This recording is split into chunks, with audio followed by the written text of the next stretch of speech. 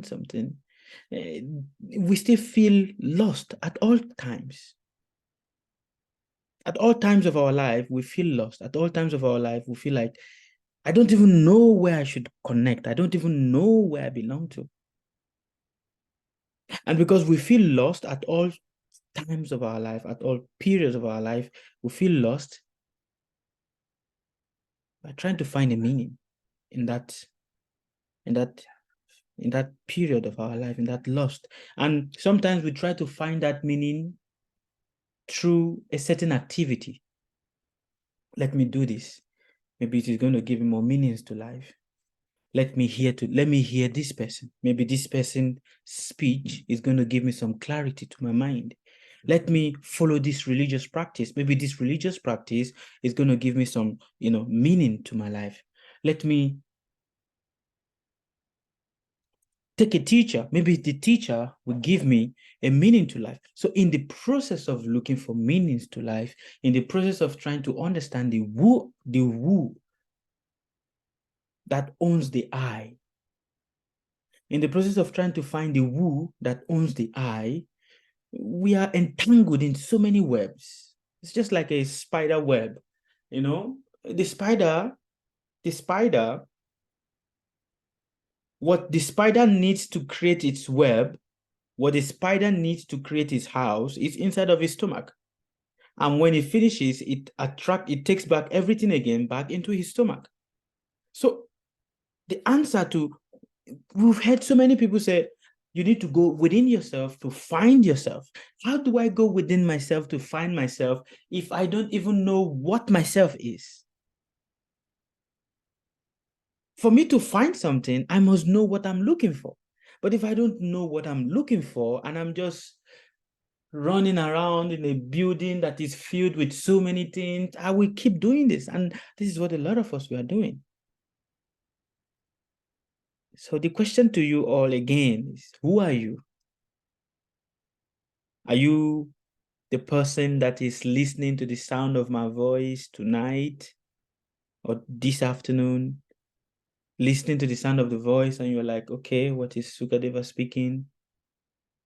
Are you the person that is angry, that is sad, feeling low? Who are you? And in the process of trying to understand who am I, we also have some subtle, pseudo-spiritual experiences that seems to give us a certain, aha, maybe I am this, aha, maybe I am that. A lot of us, we are so entangled in this concept of trying to understand who we are, not even understanding who we are, that we are trying to understand another person. And this is one of the reasons why it becomes difficult in relationship, because we don't know ourselves. We don't know who we are. And now we're trying to understand another person that does not even know who they are.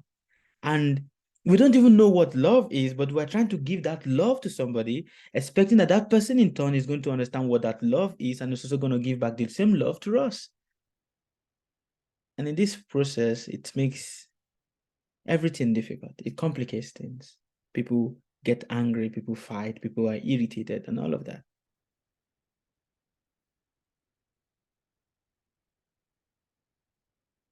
Everyone is seeking and searching. We all have, you have heard the statement that says you have the answer, or the answer you seek is within you. The answer you seek is within you. The key is within you. The key is within you. Actually, I was speaking with someone, and hence this is what brought this topic. I think it was maybe Yvonne over here within the couple of days ago that I was speaking with her. And I was like, okay, this is the topic to speak about. Who are you?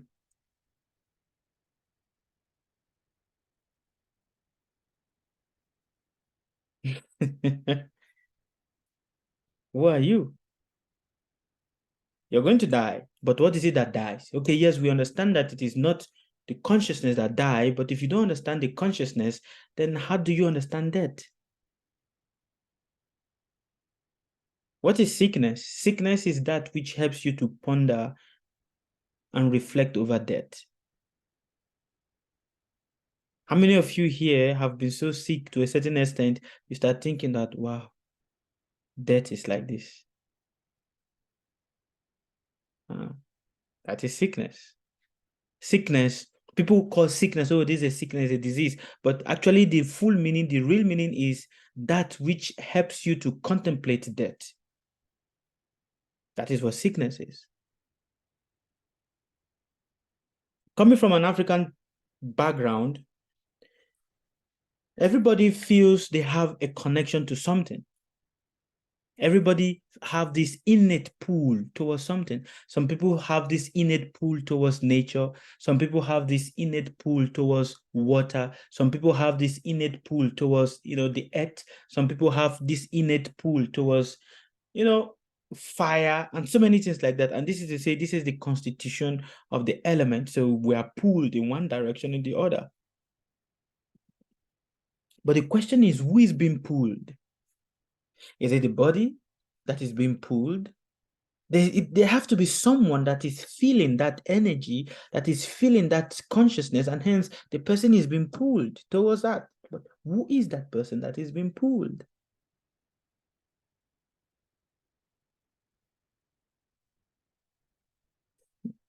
Who is that person?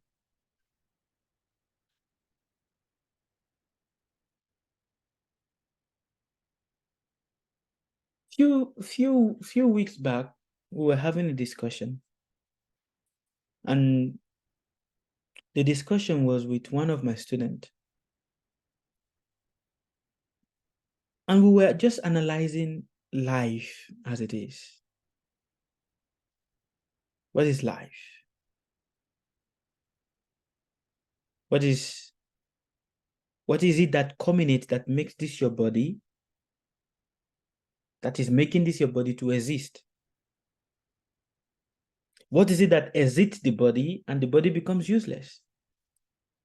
Your body mass is the same as it is as at the time of your death. After you're dead, you died, your body mass still remains the same. But what is it that makes the body heavy? If after death, the body mass, the weight of your body, is the same as, is equivalent to the weight of your body. No, sorry. The weight of your body when you are alive is different from the weight of your body when you die.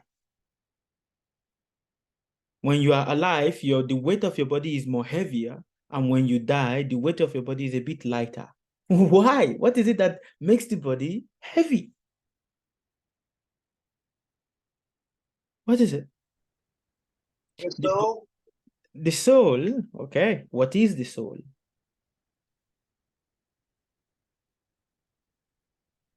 What is the soul? We've heard the soul, the soul, the soul, the soul. But what is the soul?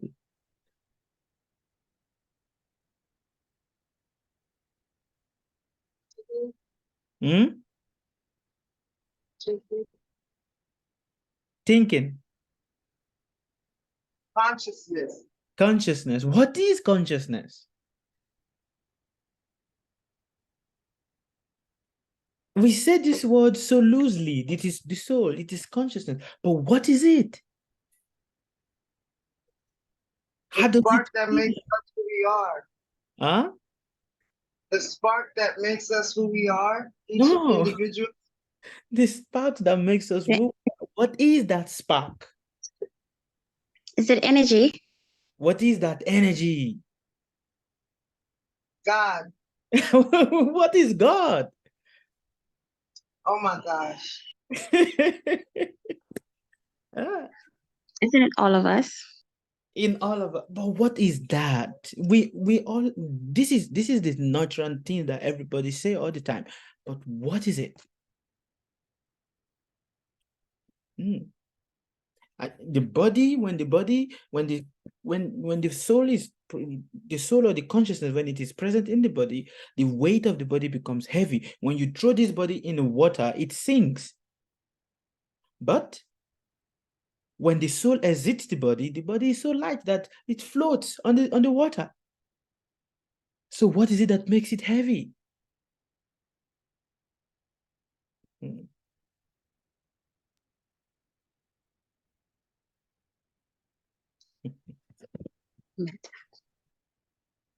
This is what I want us to analyze. And this is what I want us to talk about. Because if you don't understand this, then how do you understand what is God? If you don't understand this, then how can you understand what is the universe? What is the consciousness? What is what you are?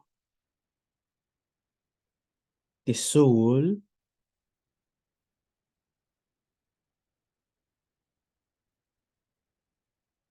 is it a feeling? Is it an experience?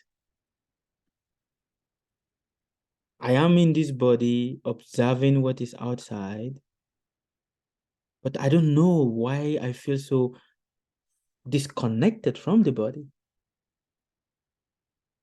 So who am I?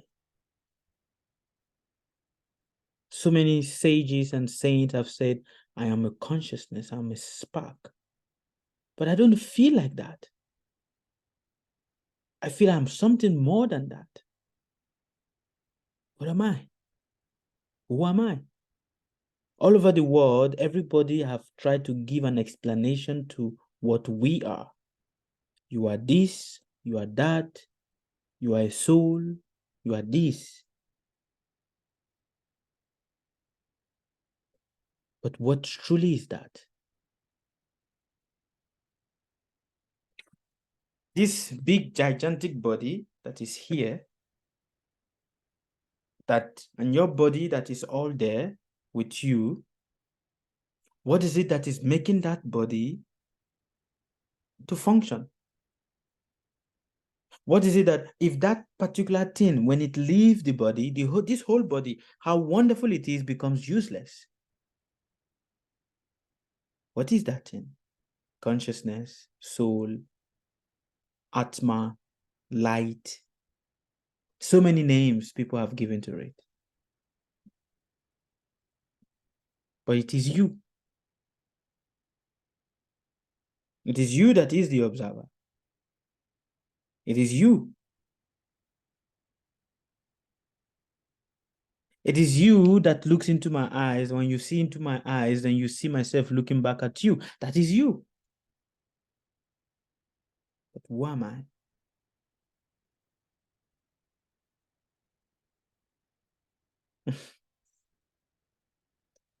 Let us discuss. Question, everybody. Ask me question. Today, the mood is different. So ask, you're going to get deep knowledge today. Ask me question.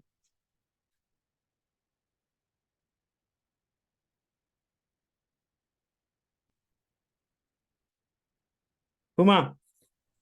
Yes, sir. Tell Hello, me. sir. Hello. How are Okay, you? I have a question.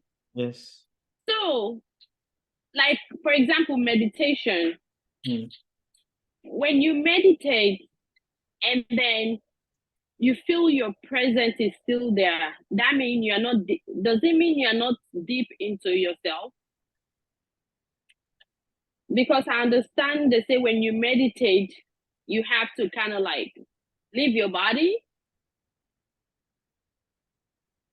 Please explain to me how it is, because sometimes you have so much thoughts come into your mind, you kind of like zoom in, zoom out, start thinking about something, and then sometimes you kind of like feel the spirit within you that I don't know, whatever is around you, you feel kind of different. You feel like, oh, you feel the darkness, because according to you, you say like when you're in the darkness, live in the darkness, then after then I think you see a light, but you're gonna be in that darkness for so long, it continue to be in the darkness.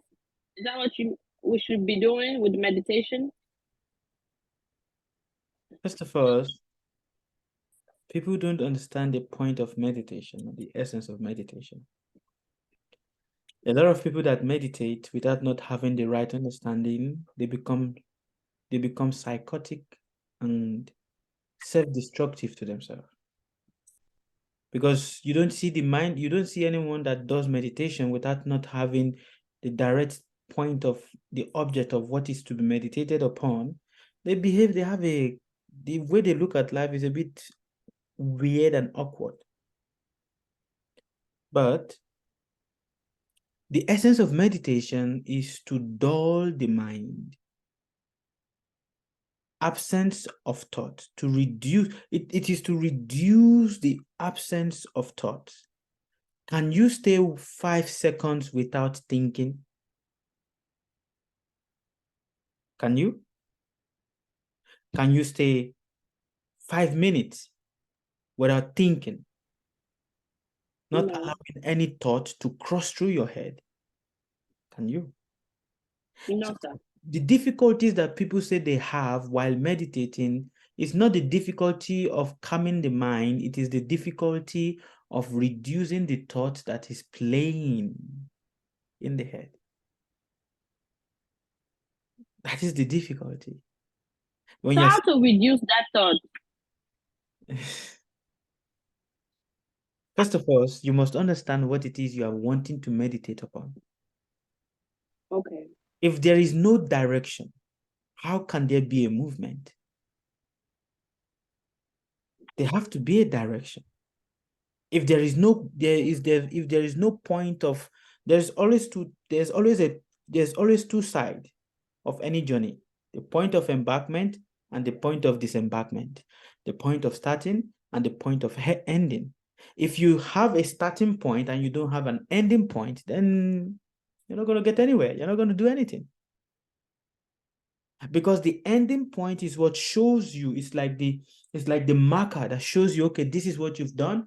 This is where you've reached. And that is what it means to have the object of meditation. If there is no object of meditation, if there is nothing that is there that you're meditating upon, or you're just trying to meditate into the nothingness, what are you going to get? You will get nothing. Nothing.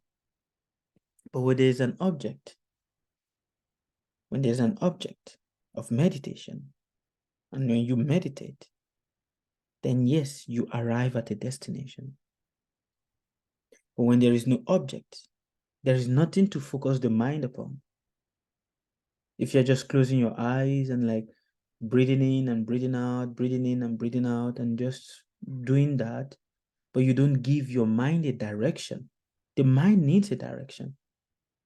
When the mind does not have a direction, then it wanders left, right, center. This is why people find it difficult to meditate, because the mind is wandering left, right, center. There are so many thoughts that is being suggested to the mind, and the mind is trying to dwell upon each and every one of the thoughts. So when you give it a direction, you give it a purpose.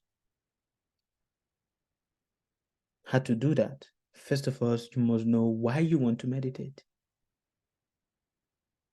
Is it important? Is it not important? Is it important for you? Is it not important for you? Then you come to start understanding the point of, okay, who am I? Am I the experience? Am I the one that is talking, that thinks he's talking, but in reality, he's been used to talk? Who am I?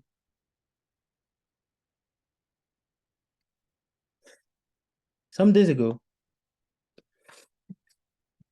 I had an experience. And that experience is by something, I am connected to everybody. I don't know you, you don't know me, but we are connected one way or the other.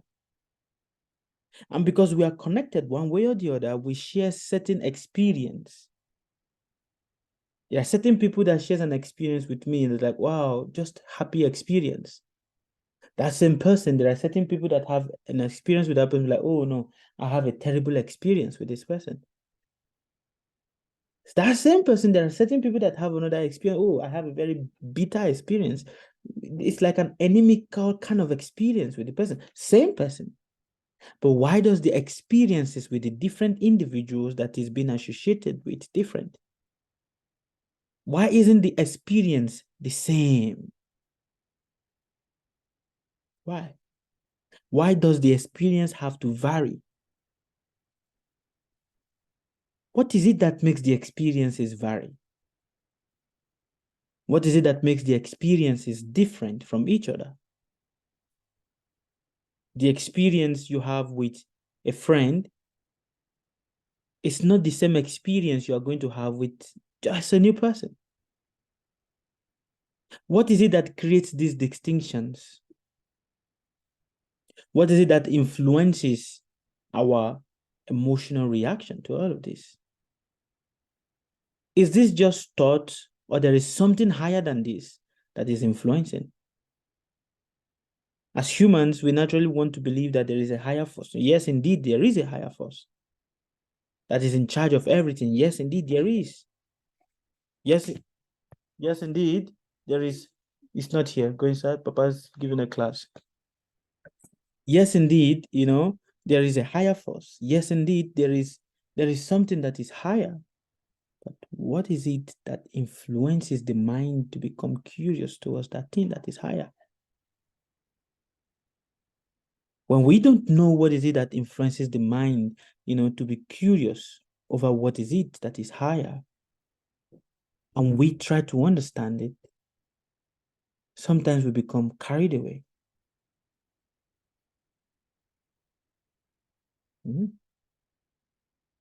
Sometimes we're going to be bewildered. Sometimes we're going to be left unsatisfied. What if I tell you that you're an alien in a body? Will you believe that? But you are.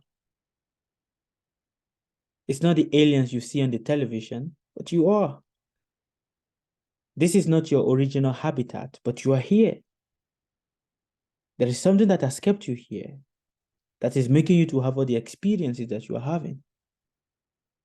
And if you die, you go to another body, and your experience is going to be different again. We call it predestination, we call it destiny. But there's something in it. There is something. The question is, we don't ask ourselves why. Why? Why do I have AB here? Why do I have Atabe? Why do I have Yvonne? Why do I have Huma? Why do I have Blessing, Faith? Why? All of these people, why? What is that binding force that connects us, but at the same time also does not connect us? There's a tiny invincible thread that connects everybody to each other, but at the same time does not connect everybody to each other. But the connection is there. What is that thread? If you're a student if any of you have experienced what is called New Age, theology or philosophy, where they do channeling. Have any of you experienced channeling before? Have you met a channeler before? Like, what do you call it? A medium. You've met a medium before? Okay, maybe some of you haven't. If you do what is called an out-of-body experience, out-of-body experience, if you've had that, you'll see that your body is up there, but it is connected to the lower body with an invincible, tiny, silver-like cord. And that invincible cord is what pulls you everywhere.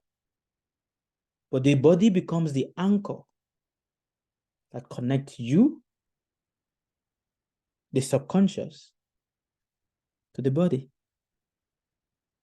So your experience is always double. What your physical body experience is not the same as what your subtle body is going to experience. And that is why when you sleep, the experiences you see in your dream state It's not the same experiences you have in your physical body state. Why? Because we are double people working simultaneously in the same body. Do you understand? Are you guys understanding me? Or maybe I'm speaking something that is a bit too big for the mind to comprehend. Yeah, we are getting you. I am getting you. AB, do you understand? Blessing, Faith. Yes, sir. Yes, sir. We understand. Okay. Question.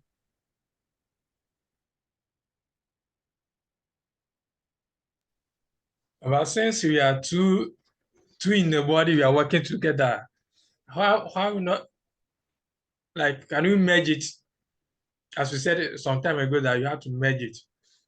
What are the process? That is what we are trying to do. That is what we've been trying to do for so many millions of years. That is what we've been trying to do. And because we are these two different individuals in the same body, sometimes they are conflicting, sometimes they are fighting. Sometimes one takes over the other one, and then sometimes the other takes over the other. And hence there's split personality. Everyone on the surface of the earth has split personality because the experiences are not the same. There are times you wake up and you're like, wow, you just want to be so nice and joyful. And then there are times everything is just anger, anger, anger, anger, anger. But it's the same you, but your experience and the mental thought at that time is not the same. The same you. But your mental is like there's a shift. It's like a different version of you. And when you are in that state, it is so difficult to see what is happening down. How do you understand that? I tell you how. Who are you? You are nothing but a combination of the curses and the blessings of your parents. Do you hear me? Yes. Who are you? You are nothing but a combination of the curses and the blessings of your parents. The mental state of your parents as at the time that your mother and your father came together to conceive you or implant you in the womb of your mother, that is what is going to determine the kind of what you call in English consciousness. Thought that is going to permeate your mind, permeate your body, that is going to influence you and influence the experiences you have. And that is why in ancient days, it is very, very important that before the woman conceive of a child, the man must make sure that the woman is very, very happy. And also why the woman is pregnant, the man must make sure that the wife is happy. Because the consciousness, the state of the consciousness, as at the time where the semen, you are all nothing but a byproduct of the curses of your own parents. All of us, including me.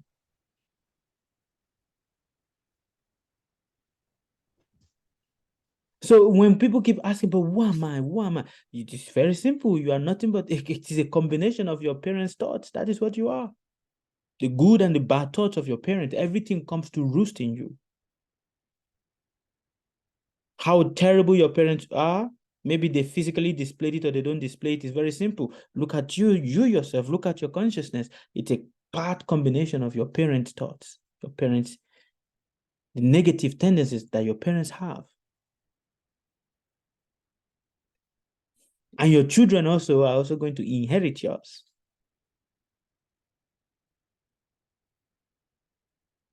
So who are you? You are nothing but a thought, a combination of thoughts. That thought is what shapes your consciousness. Is there consciousness without thought? Can consciousness exist without thought? Can there be consciousness without thought? No. Why do you say no? But they all move together. They all move together. That is the fact. That is who you are. You are nothing but a combination of thoughts. A mixture of thoughts. All the thoughts of your mother, your father, a mixture of all of them. That is what you are. That is what you are.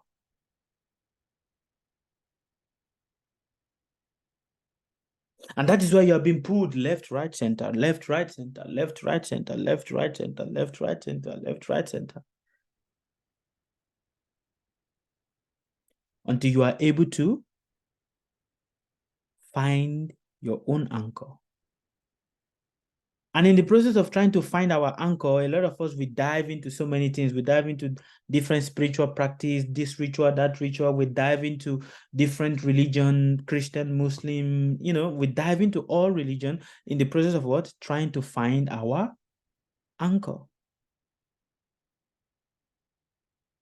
But in that process, we also get lost. If the anchor is not strong enough, the wave of the ocean, the currents of the ocean is going to break it. And unfortunately, a lot of people's anchor has been broken. And they're just moving around in cycles, They cannot go to the shore. They cannot stay because there is no anchor. Are you guys understanding? Any question? It's amazing. Question. That at a This bit, question maybe might not make sense, but yes, go let ahead. me ask it. Is it Krishna? Is it like Jesus Christ, like a prophet? I don't know. I'm confused in that part. Like, it's like Krishna, Jesus Christ, Prophet Muhammad. Like, so explain, who is Krishna?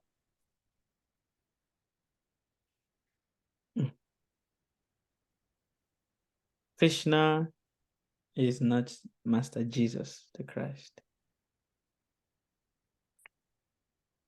Krishna is not Prophet Muhammad sallallahu alaihi wasallam. Krishna is different.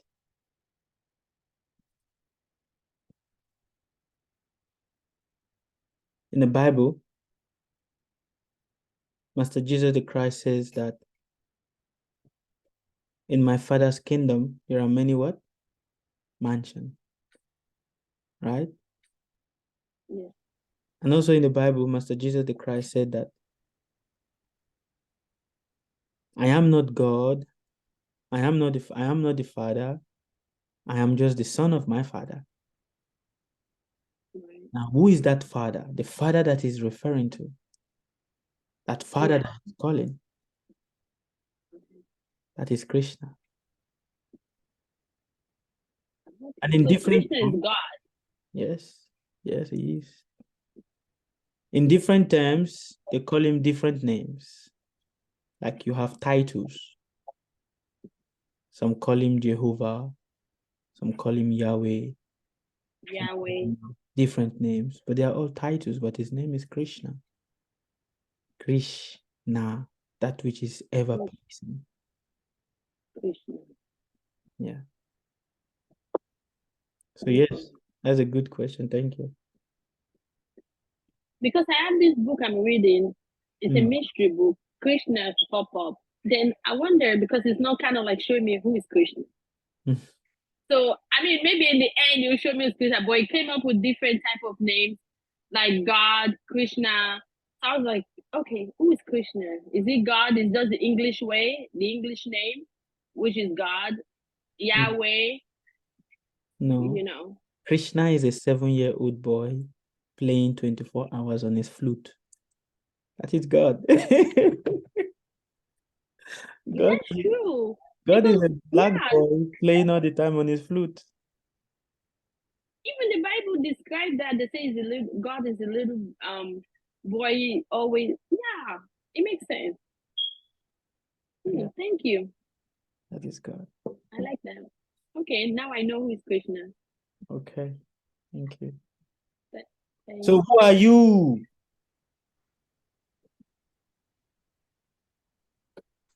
I am the thought of my father and mother. The projection of your mother and father's thoughts. Projector. Mother. That's good. So can you change that? Can you change the fact that, because sometimes if you think about, oh, you look at your father, you look at your mother, you're like, oh no, I don't want to be like them. Can you change things? That is what we have been trying to do all these years. That is what everybody is trying to do. Everyone is trying to do that. I don't want to be like my father. I want to be different. I want to be this. I want to be that. Everyone is trying to change that. And in the process, they get lost. So what can we do? Just be ourselves? Naturally, it goes away. But only as from your age of 45. That is when clarity starts coming. That is when your own true identity starts becoming manifested. After your age of 45. That is when you start becoming free of the thoughts of your mother and your father. Now your own thoughts start having dominance. But before that, you're going to be pulled left, right, center by your father's fear, your mother's fear, your father's anger, your mother's anger. You're going to be pulled left, right, center, because that is what shapes the foundation of your character. Even though we may say that I'm not like my parents, but no, you are them, because you are nothing but a projection of their thoughts. You are them. Question?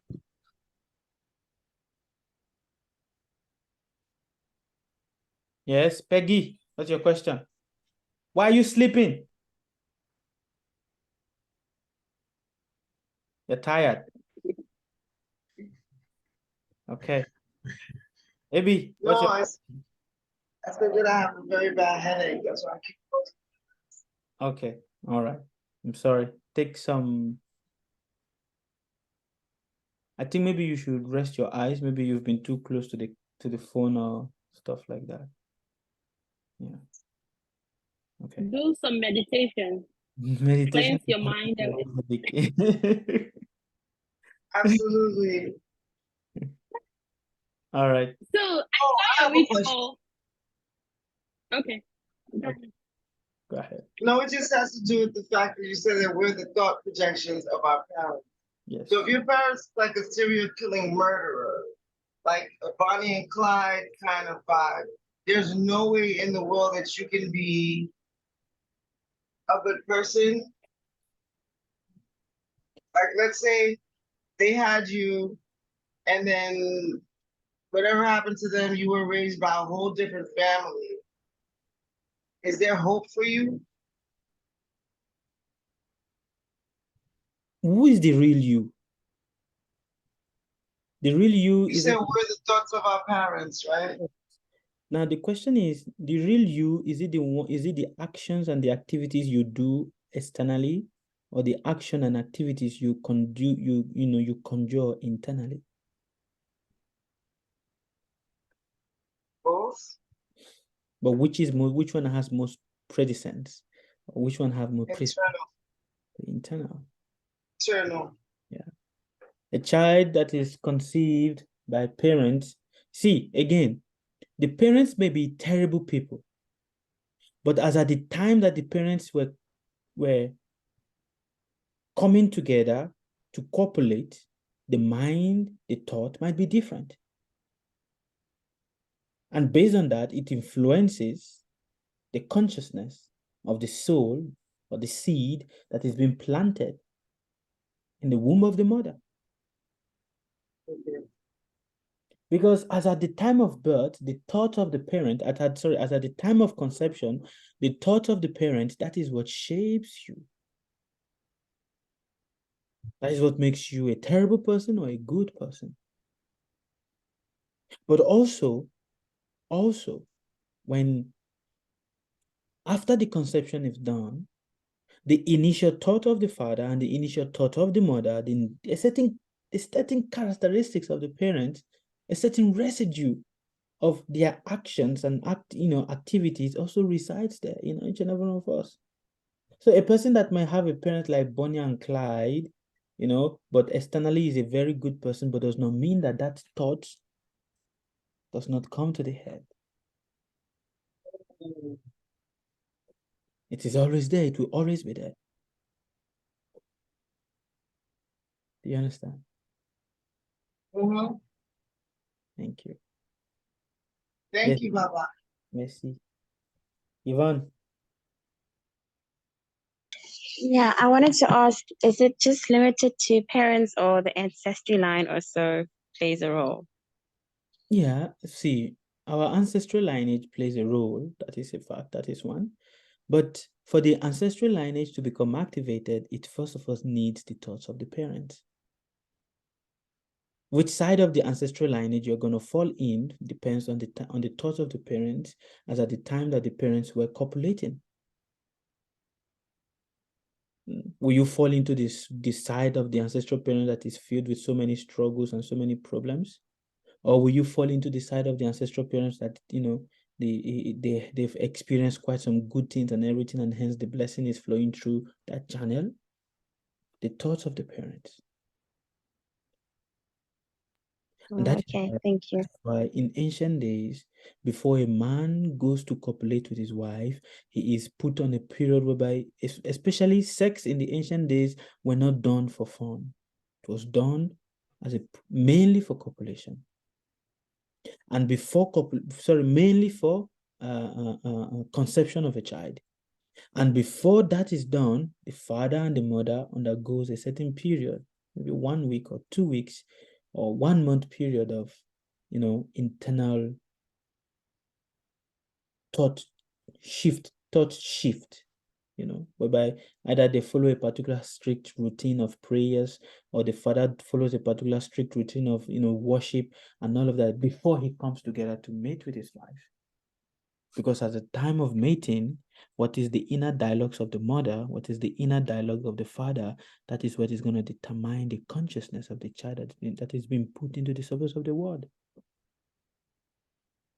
So if you find yourself, if you have a child and you find you go and also, to make it even more simple, if you have children, look at your children.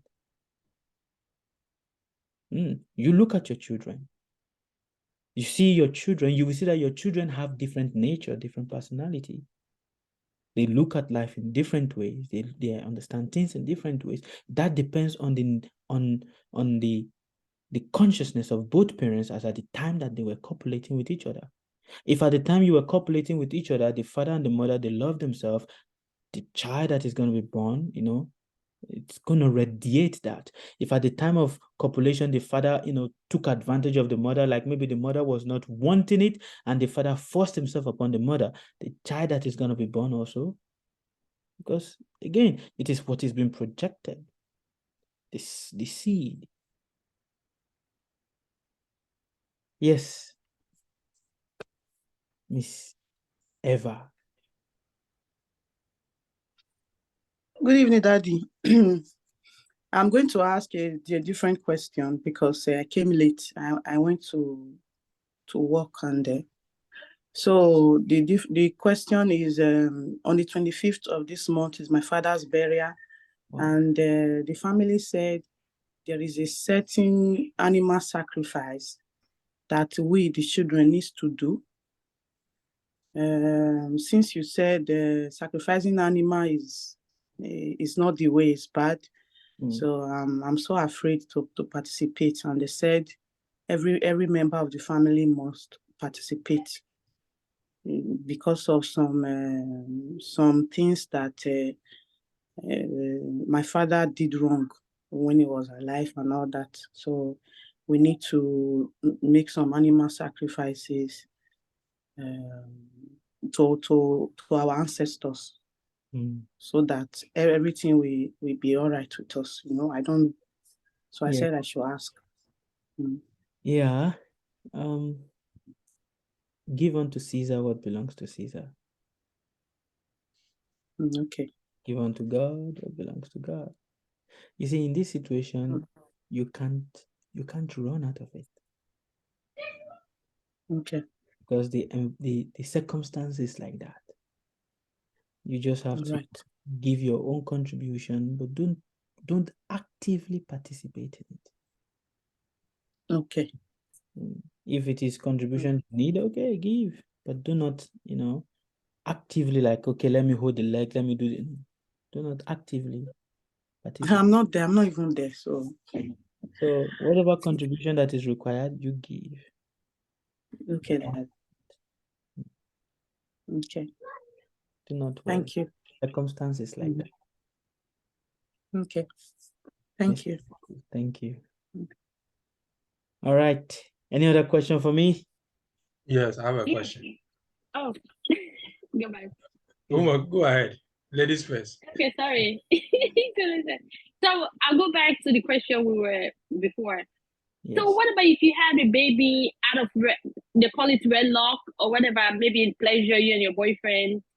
So those children, is it the same thing? Yes, it is. Like, is it like worse than somebody who's married? It is not worse, like, than someone that is married. You see, if with a person that is married, there's a certain blessing that is more there. But the person that is not married, the thing is still there, but the point now is that the thought of the both people. You see, there are certain people that during the period of copulation, their mind or their thought is more about, I want to enjoy myself. So their thought is dirty. Yeah. You understand? And because their thought is dirty, it also affects the nature of the child. It affects the consciousness of the child. But if there is genuine love, like when they're copulating, it's not like, okay, let me just, you, me. No, it's like there's genuine connection between the two. Then that child also becomes, the consciousness of that child becomes wonderful, happy. You understand? So what about in Africa when they say, okay, after you have the baby, you have to go marry the woman or else? Is that true? Or else the baby a bad luck? yes, that is also a fact. Yes, because the child needs to be connected to the ancestral line. So if you didn't marry the mother, that means the child doesn't connect it. Yes, actually, a child that is born out of wedlock is considered a child that has bad luck. Because it is just only because of the, how do you call it in English? It is only because of the parents gave birth to the child out of a certain desire. Right. But the child was not born through the normal source or through the normal process. And that is why children that are born in such situation or in such circumstances, there's always some upset-topsy in their life. There's always. So it is important that, nowadays, a lot of boys, a lot of young men and young girls nowadays, because of one, they are not in their home, or they are far away from their home, so they come together, a child is born and all of that. These are called unwanted children and unplanned children. So when a child is born like that, there's always going to be some certain defect in the nature and the character of the child. So can you purify that, saying that, okay, maybe you married to the father come and married you, and what has been done has been done. then the deed has been done. Yes. Because my first Cannot- son, Not take back the semen.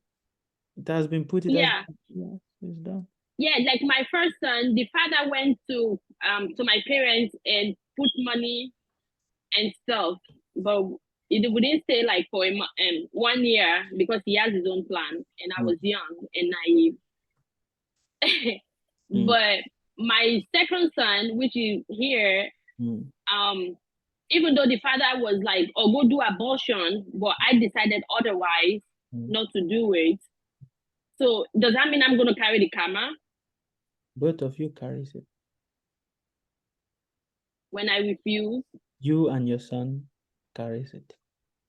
And the father of the son also carries it. All three of you carries it. So right now, I'm just like, this is like something in my mind, like really bothering me. Okay, I have a 2 son with 2 father.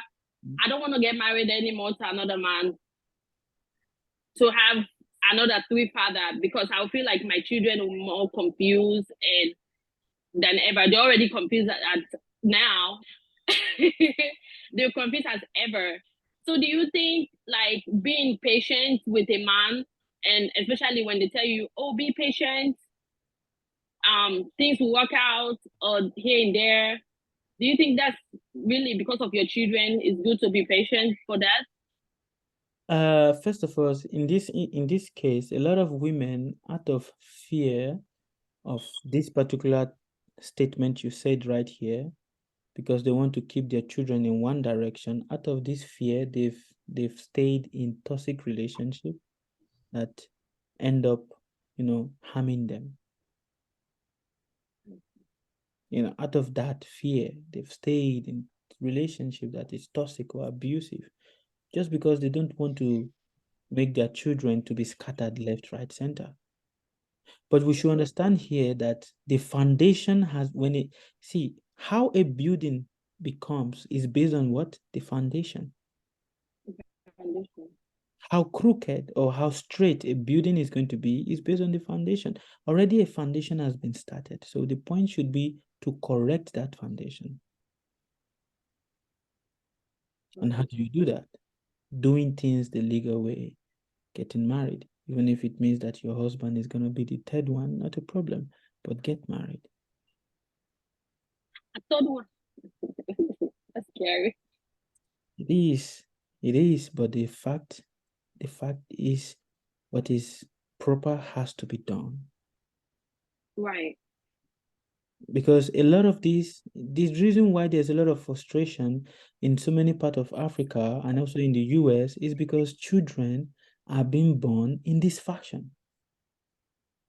Right. And because children are being born in this fashion, there's a lot of frustration everywhere. Frustration, angry people, frustrated people. So please, even if it means that you're going to get married again, it's not a problem. You have another, you have another child, not a problem. But at least you are under that shelter.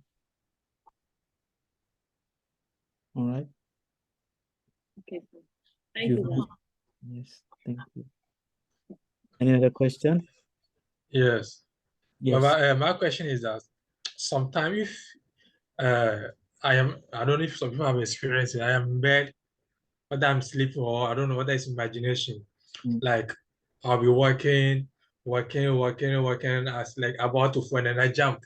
What is it like? It paid me that I couldn't see up to the end before this happened. Like I wanted to fall or I wanted to some accident want to happen, then I have to wake up.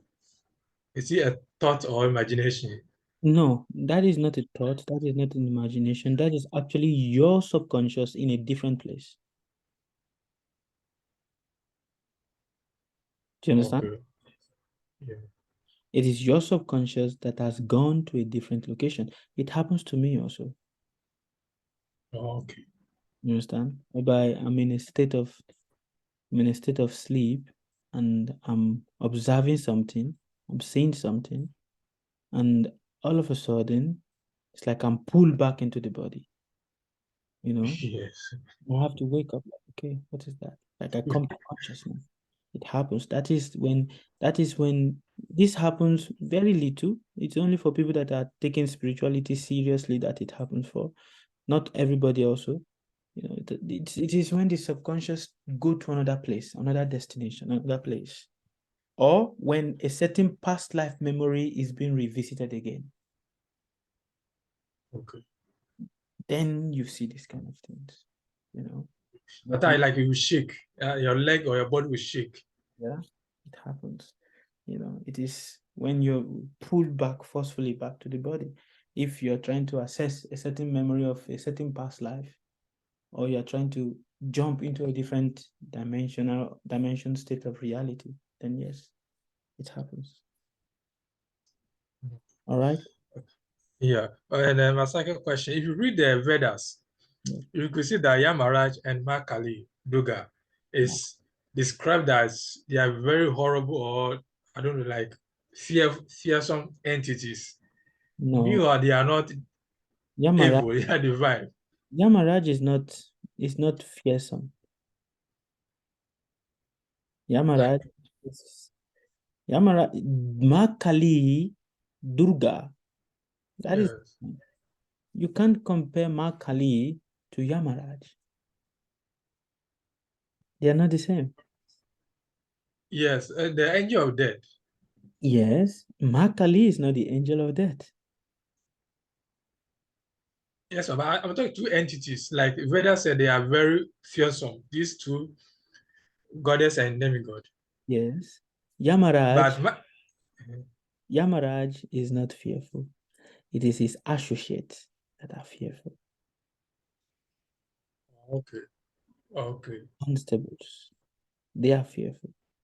Yamaraj okay. is beautiful. He's nice. He has his beards, you know, sit on his buffalo. It's nice. Yes, yes. Kali, on the other hand, because she's the superintendent of this prison house, so she's fearful. Why she got put into such a situation? Because if I've not read or someone did not explain to me, I will consider as evil. Meanwhile, she's not evil. You have a scorn as a child. It Have is a all, red tongue. it is all part of energy. And that is why I said, I don't know if you were there this morning when I was giving the life. I was explaining to people to let them understand that what people consider as demoniac is actually another energy of God. It's not like it is demon energy. No, it's God's energy, just God's energy in a different form. The universal energy in a different form. And because of it is a universal energy in a different form, it also have its own purity. But because of people are so carried away with Bible and so many other things, so they don't see the reality of it. So yeah, Makali Durga Devi, she is the superintendent in charge of this prison house that we are all living in. So the superintendents are naturally not so, you know, happy to see. They are fearsome by nature. Also, it's Kali Devi. She's fearsome. Okay. Yeah. And if you look at the last week and this week, you could see that the universe is putting some calm to the people. I don't know whether it's a punishment or because it makes the people calm. Like environment I am, now I look outside, so like some people are very stable. Environment is very, very calm. This is your Even though even though some people are going through some horrible places. It is your perception. This is you that is saying it. When you are calm inside, what you are going to see is calm outside. Okay. Everything you see is nothing but a perception of what is already inside of you, a reflection. When you are troubled inside, what you look outside, what you're going to see is nothing but trouble. Trouble, trouble, trouble. Oh, look at this person. Look at what is going to... Trouble. Because already there's the restlessness inside. So a reflection of yourself is what you project outside. And that is also what people associate with, and that is what people relate with you. So many people say that, but I don't know why people don't like me. People like me for some time, and after some time they don't want to see me anymore. It is very simple. It is what you are projecting inside that people associate with. When people meet you, people are not meeting you because of your face or your body. People are meeting you because of the energy that you are projecting from inside. So if you have an energy that is already filled with so many doubts and everything, when people meet you, that is the energy they are going to relate with, and also they start becoming doubtful of you. If you have an energy that is blissful and joyful, that is what you are going to radiate as, and that is what when people see you, like, wow, they just feel so blissful and joyful towards around you, because it is the energy that is already within you. If you have an energy that is, fearful, that is also what people are going to relate with. People are going to act or do things that they will be more fearful to you, or they will see you and they become, I don't know, there's just this tension and this anxiety that is going to be, spread everywhere. And that is why you will see in a place of work, so many people, the boss may be shouting and everything, and some people are shaking and they are trembling, and then there are some people that are okay, they're just okay. They're not disturbed, because it's what is being projected from the internal, that is being captured by the external. Okay.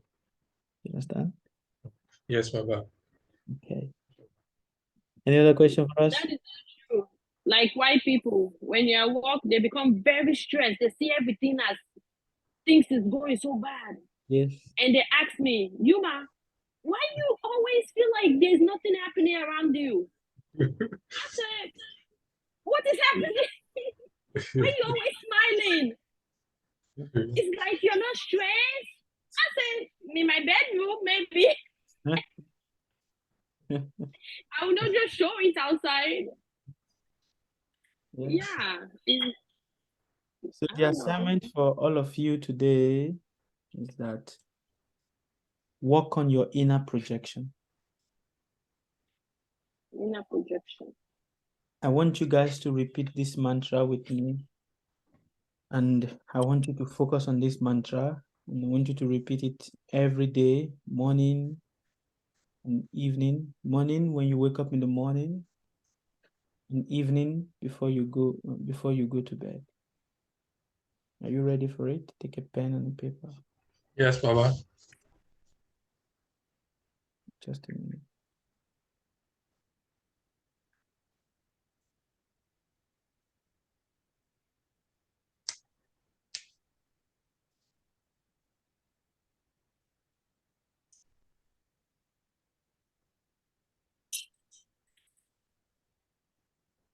I want you to repeat this with every day, 20 times in the morning and 20 times in the evening. Every day, in every way, I am getting better and better. Every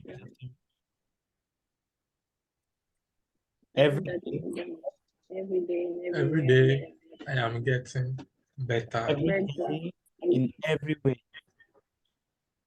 Every day and every way. I'm getting better and better. Getting better and better. So 20 times in the morning.